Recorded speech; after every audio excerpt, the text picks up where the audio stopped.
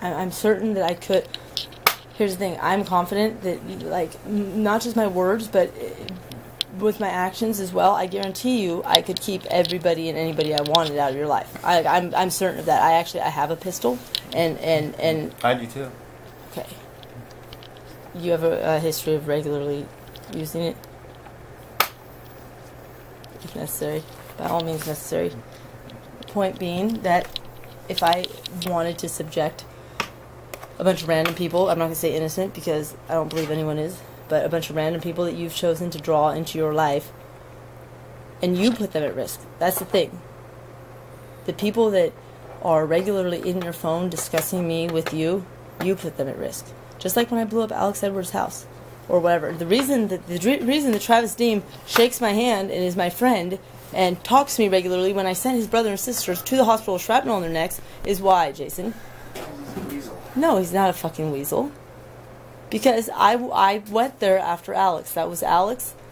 So who put those kids in the hospital? Alex put those kids in the fucking hospital. Yeah, Alex did. Okay, that's a known understanding between me and their family members. Because why? Because that's what fucking happens. Now, if I was to go and do something stupid to somebody because I saw them talking shit in your phone about me, who would have done that to them? No one's talking any shit about you. Jason. In fact, if anything, they've expressed their desire to not talk any shit about you. Why is that? Because they're scared of you, kitty. They're stupid. No, they shouldn't have to be scared. They should be scared of you and your fucking mouth. That's the liability. I think they know that, too. But it's you. It's you who's putting these people in danger. I'm not specific. I don't care about my victims. They're all the same to me. I'm not going to take a census before I act, though. If I feel disrespected, it doesn't matter. Women, children, 10, 8 blind, 80 old. You haven't seen my best friend fucking smash a pregnant bitch in the face with a boat motor? I mean, like, come on, man. It doesn't matter. It doesn't fucking matter.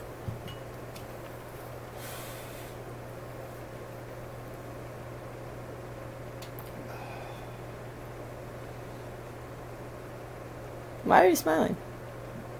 I'm not smiling. Why do you think it's cute? Is that what you want? You want to see somebody get fucked off? No, cat. I think that's almost what you want. No. I feel like that's what I have to do to get you to, like, understand. And I feel like I'm going to be really fucking mad if it's anybody other than you that bails me out. It's going to be your responsibility. Where's the bail you out, kitty? With what money, Jason? I got a job. I don't have time to wait. I'm not waiting for you to get a fucking paycheck. Do you remember what happened when Kevin didn't bail me out on time? God bless Cliff's fucking little soul is not here right now, but there's many others that carry that torch. Do you remember? Do you remember what happened? No. Kevin was supposed to be bailing me out, and he was a weekend, so he could only get $300 at a time from each Safeway, and he was making his way from one to the other, and my bail was like my third out on bail enhancement. Cliff came from Pinole, talked to me on the phone, and he was like, what the fuck's taking Kevin so long? Like, what the fuck? You're supposed to be out. You're supposed to be out. So he caught up to Kevin at that fucking auto body shop that used to be right down the road where Staples is. Fucking bailed out of his car, fucking lunged across the shop, fucking just stabbed Kevin. Kevin started running like laps around the car. And Cliff chased him, and Cliff sliced his fucking front of his nipple to his hip, like good clean, just sliced his shirt open and like grazed his little stomach. And Kevin started running around the car. He was chasing him around the truck, and the dude that used to have that auto body shop right there was like, you remember who that dude was? He was pretty cool. And he was like, who's asking him what the problem was, and Cliff said that Kevin didn't know how to bail somebody out on time. And you think your response is, I have a job. Oh, wow. You don't even know the bail bondsman that you're supposed to call that gets me out for free on any amount, no money down, no questions asked. Good, thank you. You should have her number memorized. I've worked really hard to get to that point in my life. I had to bail like hundreds of thousands of people.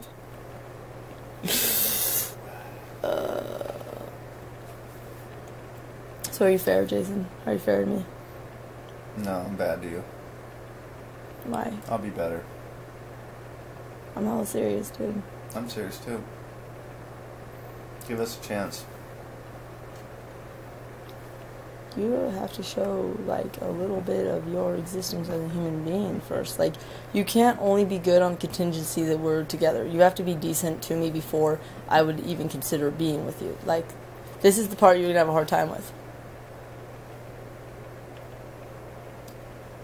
Like, okay, you're like, most people don't get a job by like they just walk in and they get to run the company. Here's the keys, right? Like, how do most jobs start out? Isn't it like a probationary period? Right? Low man on the totem pole. I don't know about that cliche. Yeah.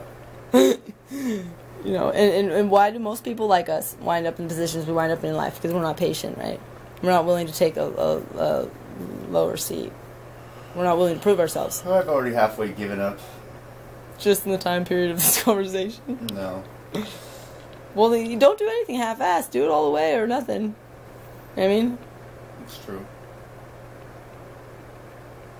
Because when did you ever put full force into, well, anything in life, actually? Nothing really. Okay, so giving up works good for you. No, it doesn't. Just meandering somewhere in between. Mediocre. Mediocre is the enemy of excellence, not poor. Mediocrity is the most disgusting, inhumane thing in the world. There's nothing I hate more.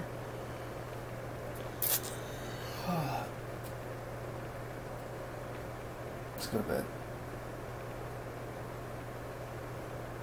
So when are you going to decide what you're doing?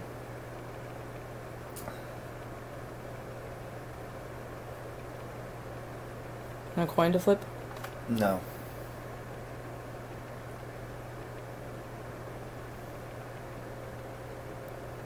It's a good question, though. Because you're wasting both of our time and creating a lot of like innocent victims, innocent or not, it doesn't matter. But in the midst of all the chaos, simply for you to be like half-assing, figuring out what you're gonna do. Because to be honest with you, Jason, like, this hasn't been my battle. This hasn't been my drive. Like, I fucking have been so hurt and overwhelmed and fucking frustrated that, like, this was never my attempt. But, like, the only things I've given you credit for, like, you know, you keep fucking pulling, like, sideways shit on. Like, I've argued with my family tooth and nail about, like, the thing that I do give you credit for. I even sat here and argued with Ed about, when he's like, why would you have Jason in your life at all? And I've said, you know, you can say it's dysfunctional, you can say it's unhealthy, but, like, there's a level of, like, dedication, you know what I mean, that, like, you can't, and he's like, that's not dedication, that's just fucking unhealthy, it's weird, that's fucking, okay, well, it doesn't matter. It's the point that, like, I'm the type of person that I am. Like, my mom gets a fucking DUI and I run and fucking slide into the driveway sideways, fucking with my hands up, telling the cops that I did it. Like, that's I'm an extreme person. I can value other people doing things to an extreme, but, like, when you stop halfway through the race and just kind of, like, fucking throw a little fit and stomp your feet and fucking jump up and down and yell that you want fucking to win right now as of right there, and it's like, bro, like, you're not even on the track. You're not in first place. You don't even have a fucking number in the race. How the fuck are you acting like this? Like, how do you expect anybody to, like, respect that fucking display? Like, that's a very childish, like, display. Like, there's an adult and, like, the way that a leader, like, per se, would, or, like, Aristotle's Superman. Okay, it's only a page and a half. If you read it every day and you actually lived like that, do you have any fucking idea? Like, it's real. Like, I don't understand. Like, tape it to your fucking wall. Maybe instead of all the fucking bullshit time you waste doing other stupid shit, you know, you could actually, like, work on you.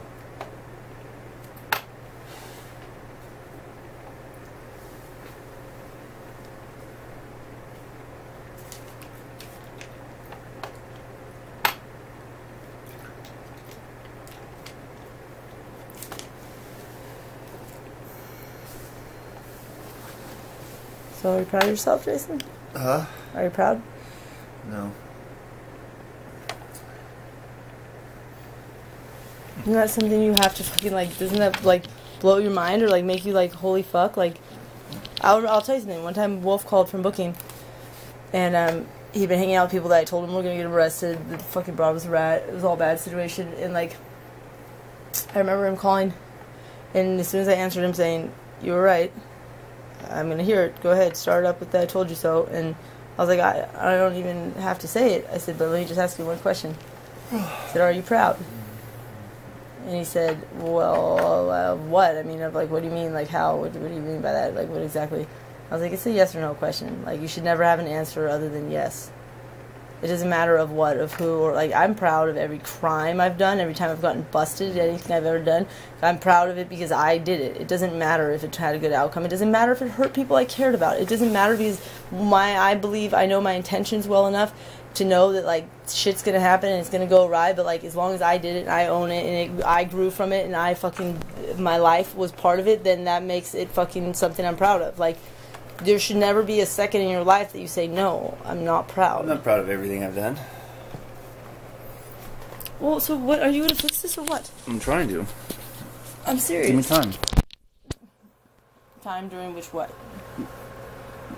While I sit and twiddle my thumbs and you continue to fucking carry on with your little fucking gossip sessions and shit? Oh, I'm serious.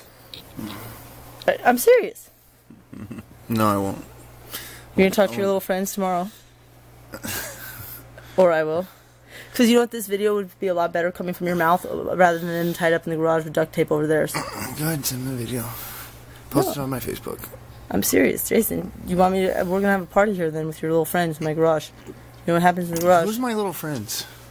Do you want to see? You want to meet them tomorrow? You want to see them on the guest list? Yes. Really? I won't even hang out with them anymore if you don't want me to. No, I just want you to be honest and real with them. I get this bad feeling that you fucking think it won't happen. Like, I remember when this happened before. I remember Alan saying, come on, it won't be that bad. Do you want to see his ring? It's my jewelry box. It's shaped like a fucking starfish that got amputated legs. It's all mangled and covered in blood and beaten into a shape that no finger could ever put on or off. Do you have any rings? Do you have any rings? No, want me to make you one? No? Do you want me to make you one? Stop. Okay, you're gonna do I'm serious. Tomorrow. What do you want me to do tomorrow, babe? Kill yourself. And we're gonna have to make another movie, a disclaimer where you explain that you are suicidal, and if anything is to happen, if you wind up swinging from a tree in your front yard, you did it myself. Yeah. Okay. Or if you overdose on heroin, or if so you wake up with like 50 stab wounds. Who's responsible? Me. Okay, we'll work on that one tomorrow and get it notarized. Okay. Okay. All right.